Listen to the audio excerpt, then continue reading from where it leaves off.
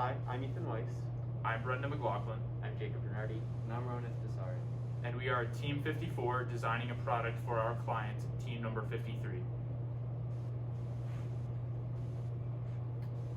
So, the objective of our design team was to construct a blender-like machine, as stated by team number 53, that would be able to, one, blend objects indefinitely, and two, be able to stop at the push of a singular button.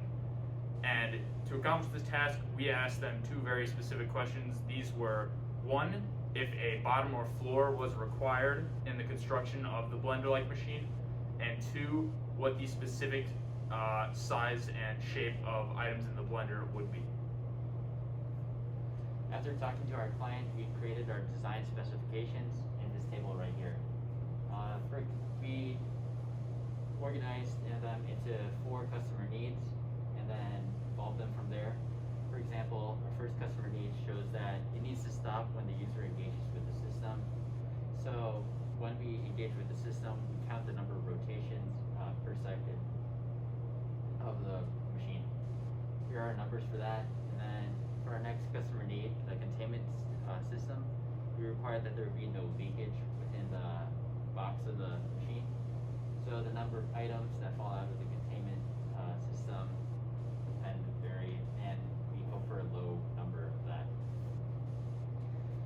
Our third customer need includes that it never stops spinning unless it is engaged with the system, likewise with the first customer need.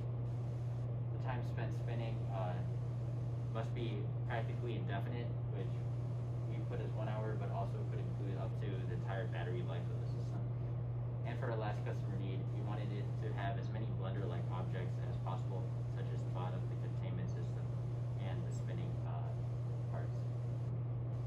And the number of components increased as it became more blender-like. So we had many options to begin for our blending system. We had the standard brick blending system, a gear, and a wheel. The standard brick and gear were not optimal solutions because the shape of those things allow objects to fall through the floor very easily, whereas the wheel and tire takes up almost all of the space inside of the containment system, so objects wouldn't fall through, which is why that was the system we went with. As for the motor system, we had 2 options, the large motor and the medium motor. The large motor was the best choice because it rests on its side and the motor itself is vertical, which allows for a stable base for the whole blender system to sit on. Whereas with the medium motor, the whole system is vertical with the cable coming out the bottom, so there wouldn't be a stable base for the blender to sit on. We also had to consider other things such as the walls, base, and lid. Out of these 3, we realized that only the walls would be necessary to keep the objects from falling out of the blender system. The base was unnecessary because the tire took up almost all the space in the container anyway. And the lid was unnecessary because none of the objects would ever be flying upwards and wasn't in the specification that it was needed.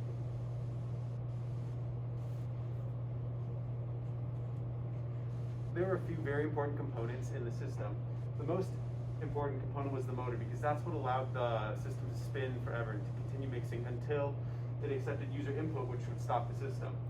And that user input would be in the form of a button press, which would go into the Pi and which would be transmitted to tell the motor to stop. The motor then housed the base structure and the containment system, which built on each other, and that made sure pieces wouldn't fly out, which was another requirement that we had by that Team 53 told us to include. So this just made sure that the input material didn't fall at the bottom or the sides. And then the mixing system housed our mixer, which was our wheel, also very important because that's actually what conveyed the motion to the mixer.